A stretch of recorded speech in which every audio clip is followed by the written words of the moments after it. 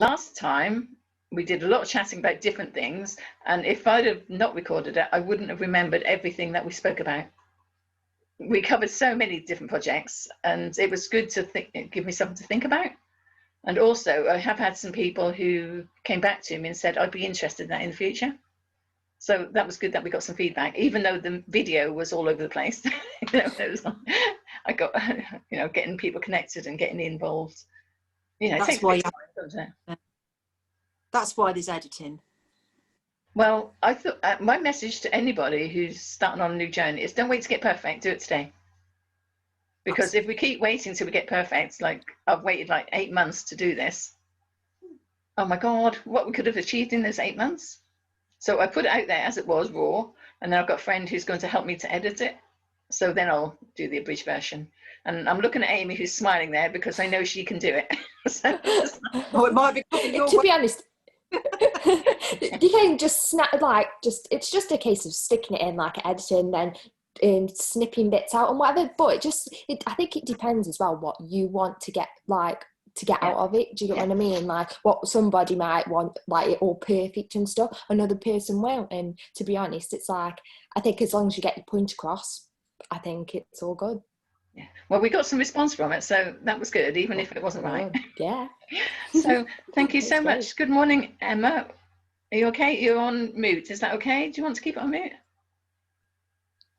Okay. There we are. Hi, good morning. Good morning, Emma. Good morning, Amy. Good morning, Verity and Gail. Good morning. And I want to say thank you so much for joining us today. I think you're a little bit quiet, Emma. So you've got a little bit echo. So I don't know if you need to be a little bit closer. How's that? Lovely. I love it. Thank you. Okay. So today, first of all, I'm just really grateful for what we did last time because it's given me a lot of food for thought. But also, I think we've had some good feedback from it and some people who want to join in the future and who've got like a therapy or something they want to share, or they've got a story they want to share. So I think, the fact that it was so kind of, just us having a good chat, and, it's what ladies do, is sort out the world between us, don't we? Okay. I think that was really positive that we got some feedback, before we'd even got it perfect. So I felt really uplifted by that. So thank you so much for that. And in my head, what I've got, and I've got it in writing as well, Gail, so I did go there. Okay. We were just discussing how our head gets so busy that we can't think straight. And I said, I have got a list as well, look. Okay. As what I see it as, and, I'll put it out there, and then I'm open to suggestions because this is still very new for all of us. And I'd like to see it grow. And it's not just about me, it's about what you're all bringing to the table as well. As it's going to be like maybe a weekly or fortnightly, and I'm open to suggestions with that. I don't know, maybe start fortnightly and then bring it closer to a week after a while. Okay. Well, actually, I'm just thinking if I open up the chat box, and if anyone wants to talk, say something, they can put it in the side there, and I'll have a record afterwards if we don't get a chance to cover it. Yeah. Can you see it? At the bottom, there it is, a little chat box, and you can just put a comment in there if you want it. And then I can store all those and save them, and then we can actually use that as format for another time. Okay. But what I was thinking is if, say, maybe I'll host it today, and if someone else wants to choose to host it, because I don't want always to be about me, but it's like bringing in different aspects of ways that we can help families who are maybe feeling a bit disjointed, or reaching out to children who maybe are going down a road which is not comfortable in their head, or they're going off on track, and losing themselves, and help them maybe find one person a week who comes back and goes, do you know what, I think I need to listen to what those ladies are saying at the moment. And that's kind of my outlook, because like I can see someone sitting at home, and I have had some really good responses from this week, so I know it's working already without us doing too much. How people have said, oh, I could resonate with what Christine said, I could resonate with what Verity said, because this lady was a teacher. And it's like, that's all we need is some people to start putting input in. But, having that structure in place will be like, let's say, come on, we're asking parents, why are your children struggling? Why don't you open up? And that's why I've got to call it Giving Me 5 Minutes. why don't you open up and talk about how you're feeling, and that will give the children an opportunity to open up about how they're feeling. So, you know, and I think a lot of the trouble is, I know, and I've done it myself as a parent, busy, working, got to get the dinner, got to get the shopping, my head's there, oh God, I didn't answer that phone call. And the kids come in, chuck the bag on the table, and off they go upstairs. And there's no communication between there and there. And then if anything's gone wrong in that day, or anything's gone pear-shaped, they'll go upstairs and they might whinge to their friends about it, but they're just talking about it and no one's coming up with a solution or how they can turn it around. And I just feel like if we can help the children by helping parents, it's a win-win situation. What do you think? I think Yeah, sounds makes good. sense. Mm. Yeah. And, you know, but got to be open to all sorts of ideas. But, you know, I think for us at the moment, if we have a little plan where each time we come forward and each person says an idea, what they think has helped them and could help somebody else. Because if we keep it simple at the beginning, it's like it could resonate with somebody sitting out there. I like simple. Yeah. Simple, And I think. I look like Blofeld's equivalent with this cat. Well, the cat wants to join in. My cat's just gone over there to torment the dog. So if you hear a bit of growling in a moment, it's okay. He's looking like he's doing do dare. Every time I do a live, this bloody cat insists on joining in. And Oh. at least I've got a picture of her backside. Usually when I'm on the thing to my sister, she puts her backside in the way. So at least she's got the smiley end. I love black cats. We've got two as well, so love them. But oh, where was I going? Okay. For me, what I'd like to do is end each session with a little prayer meditation where we kind of all sit together and hold the energy and send the healing out to whoever needs it right now.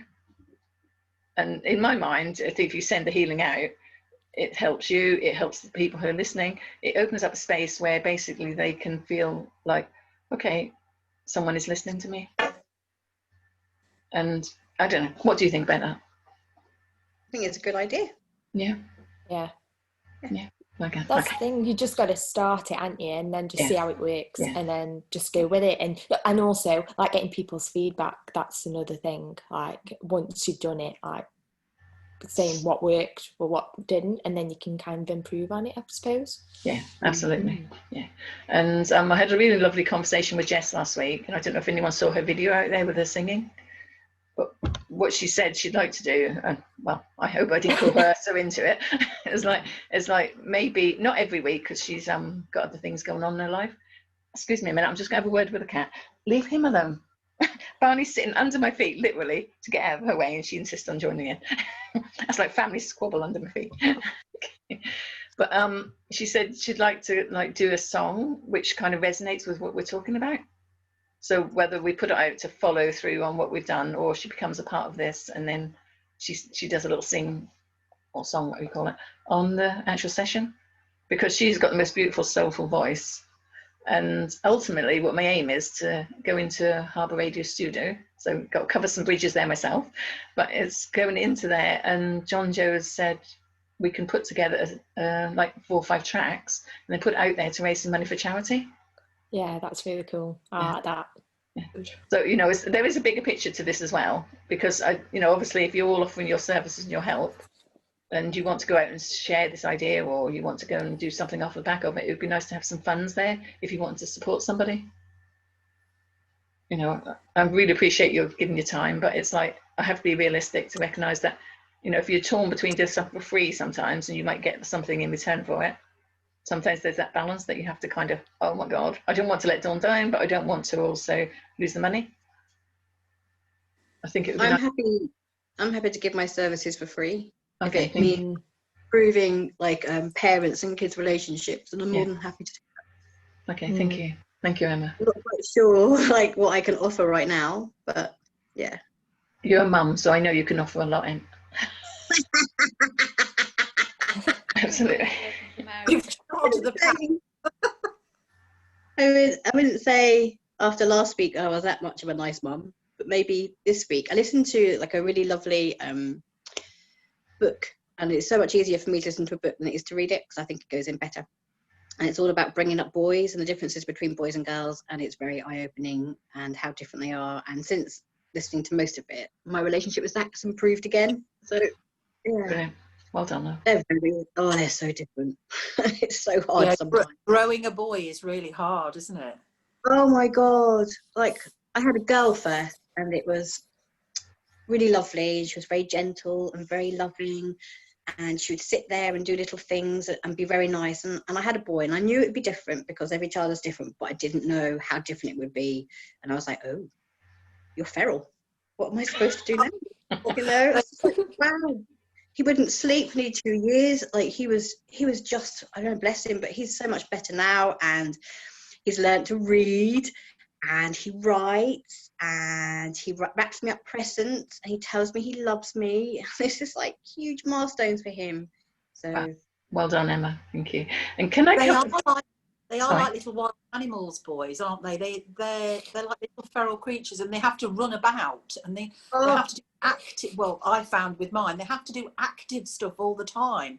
They're like a badly behaved puppy most of the time, and they're just wild. And you know, I'm not a person for breaking anybody's spirit, but there were times when I was kind of like thinking, I am going to probably murder this person if it doesn't just stop it, back it in. It's really difficult. it is. He just wants to Boys need fight me all the run off time. their energy. Boys need to run off their energy more than girls. Girls Oh, are God, quite happy yeah. to sit quietly in colour, like you said. Whereas Yeah. boys, they do need the exercise. Yeah, My and it's like, Building things as well is another good thing. Thank you. And they'll shoot you with anything. I kind of had a no guns policy in my house. I was shot with bananas, sticks, bits of cutlery, and in the end, my sister said, "For God's sake, get the child a gun." And I said, we're not having guns. I'm not having this whole gun nonsense. I'm just not having it. And she went, "It's not about you." And one Easter, she gave him this enormous carrier bag full of everybody's cast out plastic gun that she could have found in her entire universe. And it was like, oh, for God's sake. But he'd fight sticks, boys and sticks. What the hell is that about? If they anything. haven't got a stick, they are not complete. No, we have got sticks outside the front door from lockdown, the first lockdown, that I'm not allowed to get rid of because they're very precious. And I did try to get rid of them, and he did have a huge meltdown, so we have to leave them out there.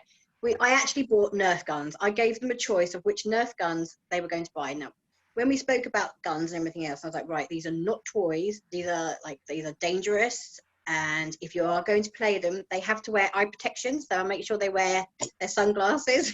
And we have. How cool is that? Yeah, I don't need to use an liner. So you're not allowed to point it to your face. And if you accidentally shoot somebody in the face, you get 5 shots around the body, and you have to take it. Just so you understand that it's not okay to do these things. And they're getting better and better, and Zach is definitely more controlled, and he understands that there are limits. And I'm like, ooh, did I do something right? You've done a lot right, Emma. You really have. And I want to say thank you for sharing, because I remember it was only 3 months ago when we were going for a little walk in the woodlands. And for anyone who doesn't know Emma, I want her to say, is it okay to share where you were at, say maybe 3 months ago, just before we went for that walk? Okay, because I think your story basically is the crux of where parents don't know how to turn that around. And I think this is what I'd love to be able to reach out to people to say, there is a turning point where you either want to throttle your child, give them away, or shut them in the cupboard and never look at them again. Okay, and that's okay. Oh, yes. All right. 3 are having a particularly bad day. So what I was going to ask Emma, if it's okay with you, because I think that would be a really good story that people can relate to, because you are a loving mum and you love your children to bits, but I think there came to a point where there was a crossroads where you would quite happily have adopted him, wouldn't you? I would have quite happily put him in a bin bag and say, off you go, love. Like, I did threaten him if his behaviour was exactly the same. If we had went into another lockdown and we were at home as the first lockdown, then I am going to pack his stuff up and he's going to live with his grandparents until lockdown's finished, because I'm not going through that again. And it's just, bless him, he just got, you know, he was in reception when it first happened, and he was too young to go. So I put him there because he was 4, and he didn't like it. He didn't like the work, didn't like anything, and he rebelled against everything. I don't want to do this, mummy, and I hate school.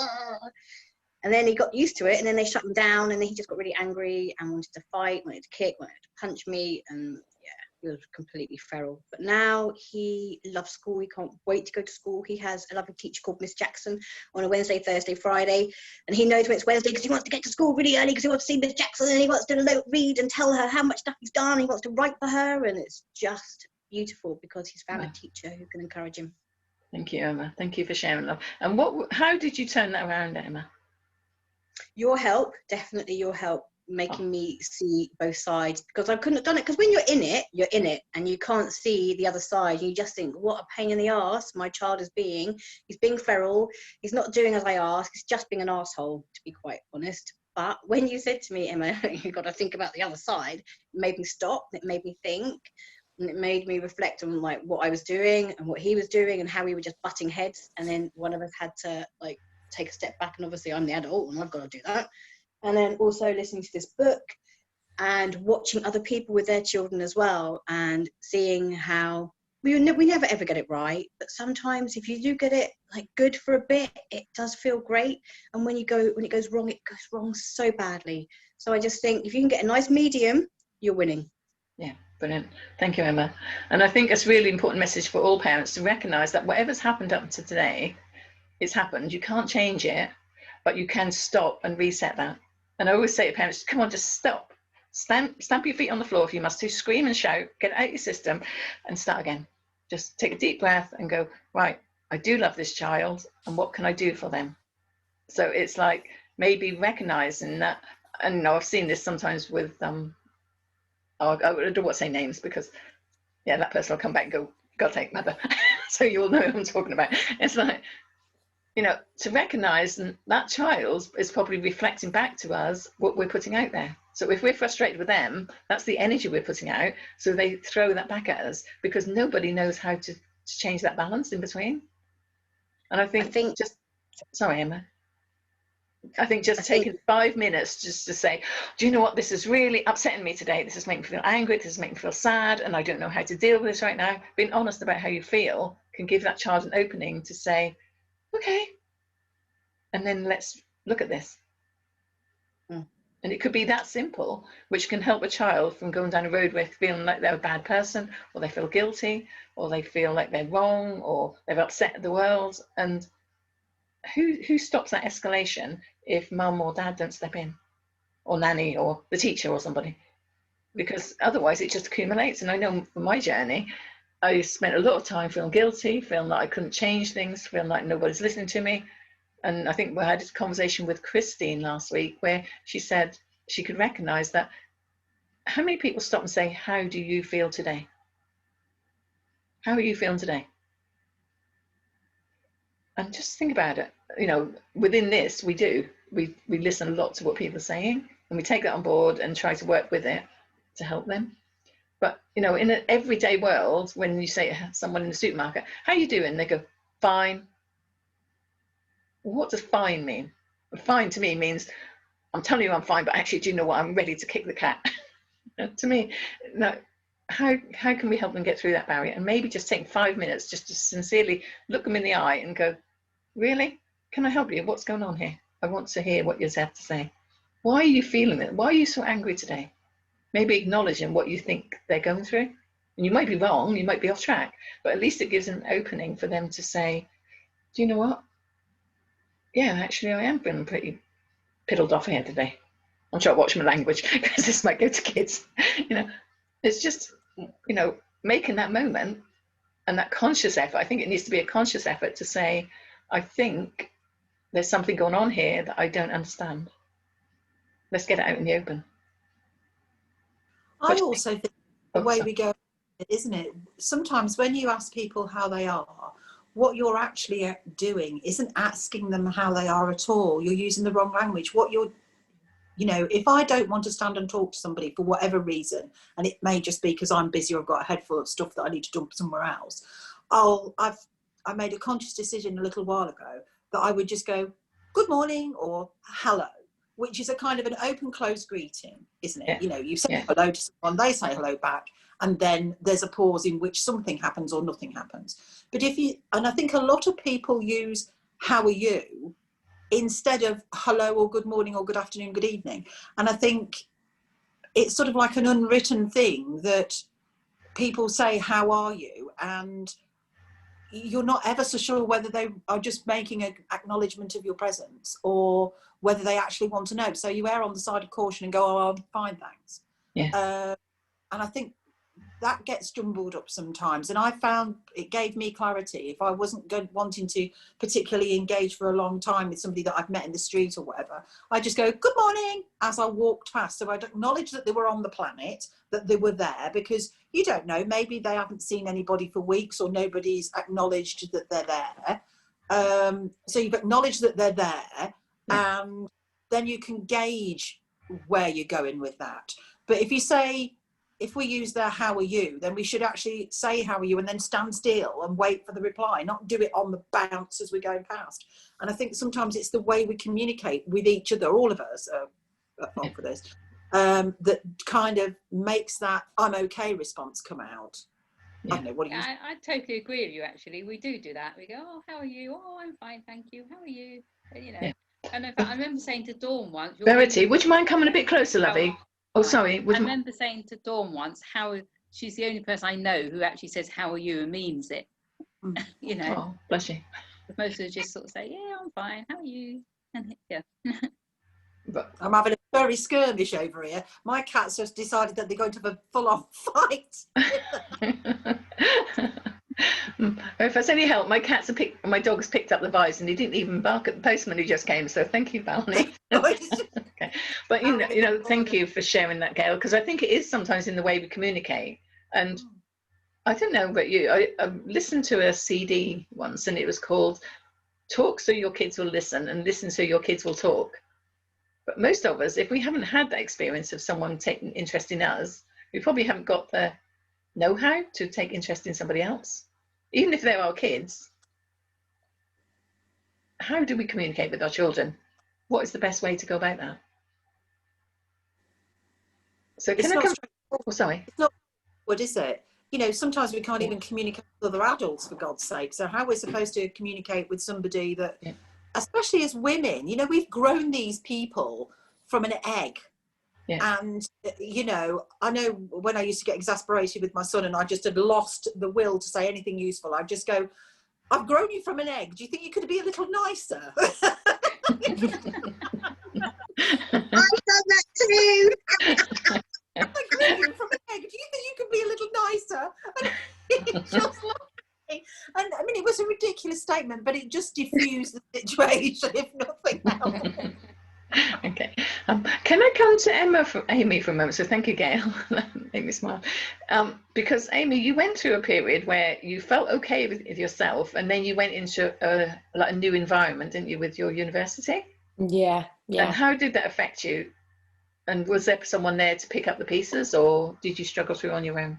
Well, with that, it was a case of you get to university, you're there and you're thinking, oh, it's all a new environment and that. And no, there wasn't any support. But what I've recognised during lockdown now, that all these universities and that are like, oh, well, we're all mental health this, mental health that and things. And I think for me, at the time I didn't have that support. But now, because people are becoming more aware of talking about the feelings and like how they talk to people, I suppose people are being more mindful of how other people feel now because they're having to go through those problems themselves, or that sort of being in that sort of position where they need to talk about the feelings, so more people are going through it.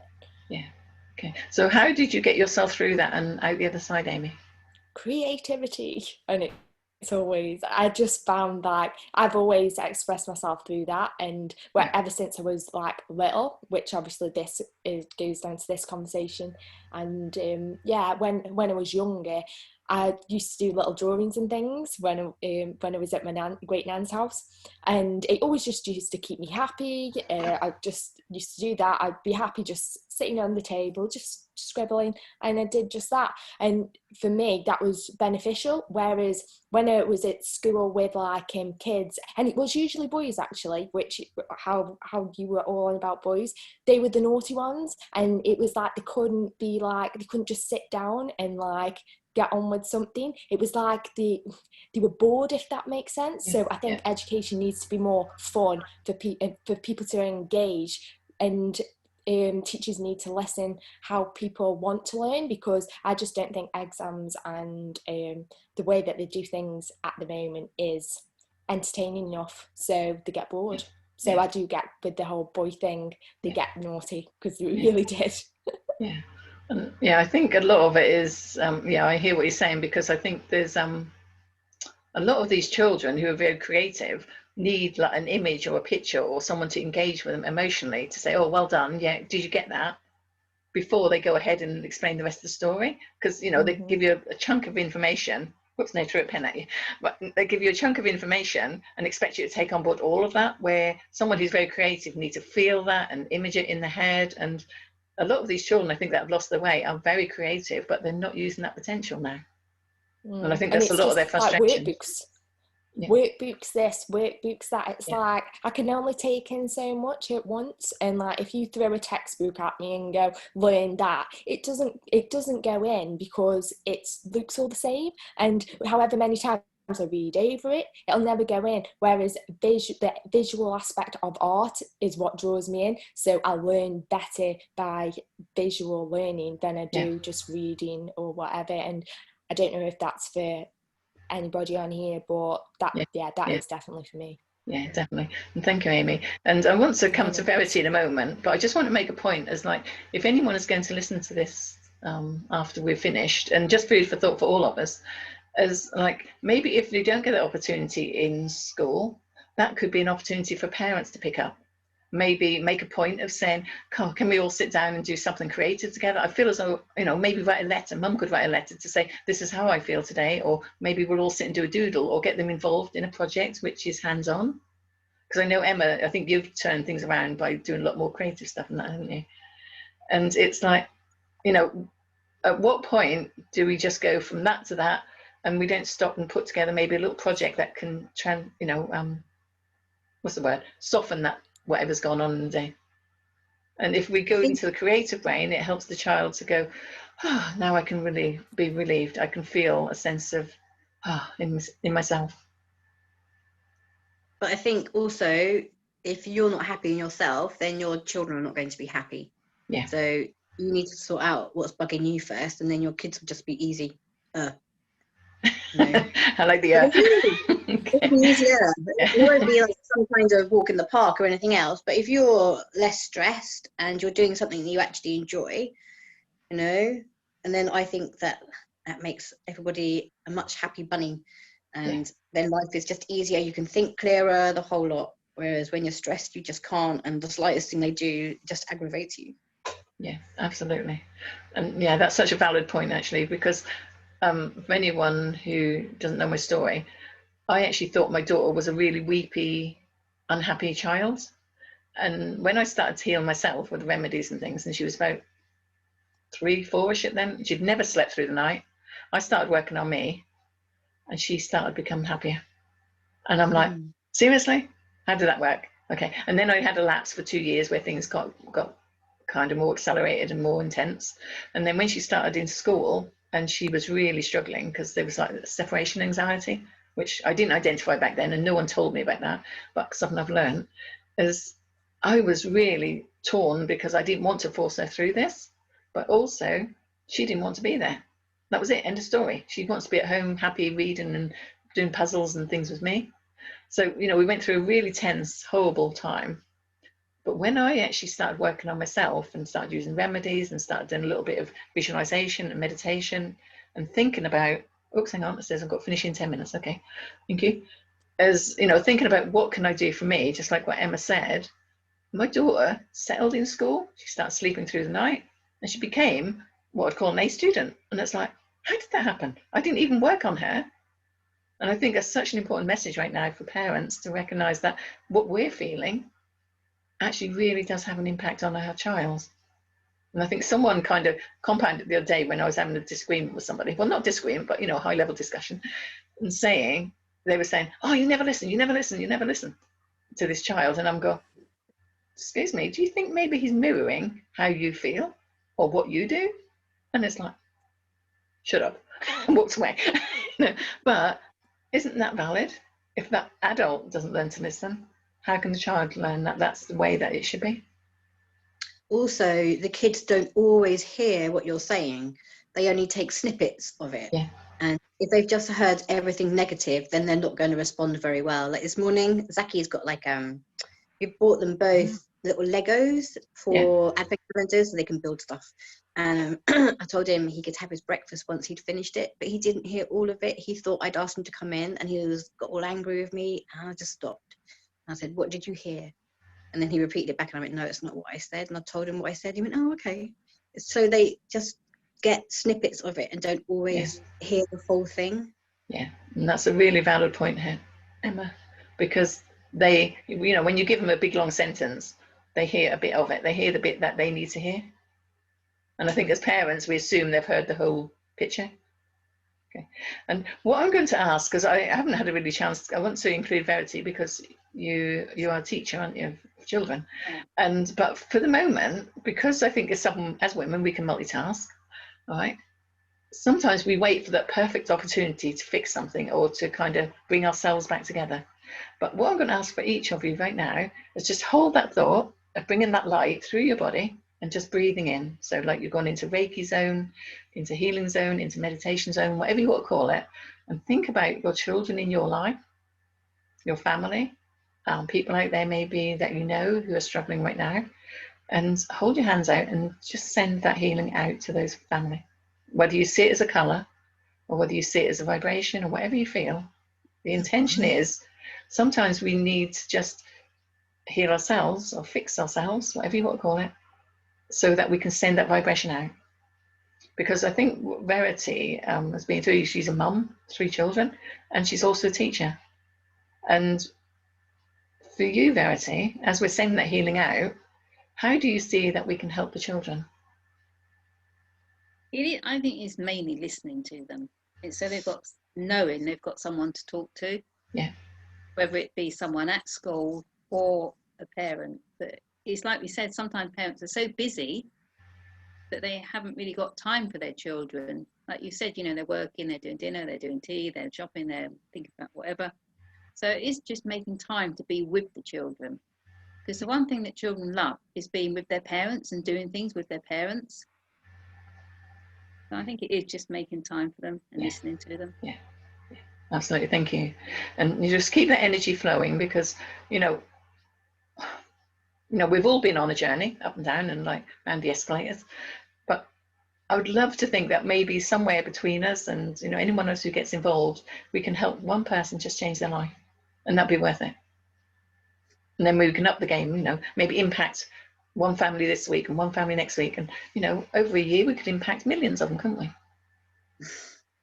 Just food for thought. Because, you know, it just takes a ripple effect for someone to stop and go, oh my God, that's why I feel so upset. That's why I feel so angry. That's why Johnny won't talk to me. That's why Gemma has been like, I'm the worst mother on earth.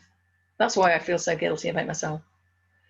If we can encourage parents to just sit in this energy, just breathing in colors, light, whatever you want to call it, and, you know, it's maybe something we can do as a meditation one day, is just bring yourself back together, bring yourself back to your center of who is mum, not mum, plus the job, plus this, plus that, plus that. Who is mum? Who is dad? Who is nanny? Who is the carer? Who is the teacher? Bring them back to their own center. And then that's the vibration that you put out there that I love these children. I'm so glad they're in my life. If we've got a problem, we can deal with that. It's not that plus all the other 25 things that's annoyed them this week. And I think we all need to maybe just center ourselves a little bit more, just to come back to a place where we go, do you know what? Those children are in my life for a reason. You know, they are beautiful creatures. Each one of those, as much as they get in, you know, our backsides, it's like, they are beautiful creatures, and everyone is so individual. If you stopped and looked at the qualities of every child, regardless of what you think of them, oh my God, that's amazing that this one person can make such a difference in your life. And I think we lose sight of that sometimes. I know I did. I'm just like, oh, for God's sake, how can I cope with this, this, and this, and this? And that's my problem. That's not the children's problem. But I think we all get annoyed with our kids. But I mean, I actually really enjoyed having them. You know, summer holidays when parents going, oh no, we got 6 weeks. And I go, oh yeah, you got 6 weeks. I really love, you know, we went. And I think also nowadays they don't go out and about so much. Yeah. You know, we were lived in the country. We used to go for lots of walks, and the children used to play outside a lot. Yeah. You know, in the garden. Whereas nowadays, you know, they're on their tablets, and they're not. And tablets actually, I don't think it really helps them very much because it stopped the social interaction. Yeah. When you're on your tablets. Yeah, it So does. I think it's slightly different, isn't it, as well? Yeah, it does make a big difference. Yeah. Yeah. Can I ask Verity a question? Certainly. Hi, Verity. Yeah. So, are you teaching now? I do home tuition now. I do one-to-one private tuition. Have you found that, because I know that being in lockdown with 2 really young kids was really tough, and we went out like every day, and I didn't realise that there were such beautiful woods near us, and we found the most amazing walks, and for the time we were out, the kids were much nicer. And have you, because I know that when they went back to school, quite a few kids were feral, especially my little Zaki, he went completely feral in lockdown. I just wonder whether you found the same with the people that you teach. Did they become feral as well? Well, no, mine, I suppose mine, how old is yours? Quite young, is he? He was 4, he's now 5, and my daughter's 8. Yeah, so mine are obviously the ones that I tutor a little bit older now. I sort of do from year 4 upwards. So I've got some in secondary, so they're absolutely fine. I mean, I have some who actually don't really want to learn anyway, but you know. And I think the nice thing is you build up rapport with the children, whether you're in class or whether you're one-to-one. And as long as you have that rapport and they feel that they can talk to you and trust you, it just helps. Like you say, your son got a fantastic teacher, which helps enormously, doesn't it? As soon as they have a teacher they like and they get on with, it makes a world of difference to them. Oh, it really does, doesn't it? Like, It does, definitely. such a change in him. It's beautiful to see. Yeah, it is. Well, thank you. Thank you so much, ladies. And, you know, we've covered some really good subjects here today. I think, you know, when we come back to next time, maybe if we could all come forward with maybe one idea that we think would help somebody else, because we know it's helped us. And we're coming up to 1 minute 53, so I'm having to watch the clock, which I don't like doing that. I'm normally could talk for England, you know that. Okay, but it's like, you know, I'm really pleased that we've found some ideas and you know, thank you for sharing your stories, because I think together we can help some people. There are some people out there I know I've worked with, like this week and a couple of weeks ago, who basically just would like someone to turn to, someone to listen and validate them. And I think that's an important message. Let's validate the children. Let's let them know that we're human, you're human. Let's keep that connection. Let's listen to each other. What do you think? Is that a good project to go for? It's that we've got 2 ears and 1 mouth, isn't there? And that's not by accident, is it? We should do twice as much listening as we do speaking. Oh, I like that. I need to remember that. Do it, I tell you. Okay, well, thank you so much, ladies, and yeah, I look forward to next time. And if you know somebody maybe, you know, who would benefit from this or would like to be a part of this, just send it out there, because at the moment I'm just putting a list together, and then I'll put together a plan for next year. But if it's okay with you, if we could come together again in a few days and maybe talk, or a week maybe, and talk again, and maybe come forward with an idea of where we could take this forward, an idea of how we can maybe put together a little PDF of what people could help themselves with. Yeah. Okay. So thank you. Have a fantastic week. And remember, you are doing a great job. Just remember that. However it feels on the surface, inside, you are growing and you're doing a fantastic job. So thank you so much for sharing. And yeah, I'm looking forward to next time, I tell you. And I hope I get some sleep the night before next time. I was so excited today, I couldn't sleep. But it was good. So thank you. Have a wonderful week. And thank you to the cat as well.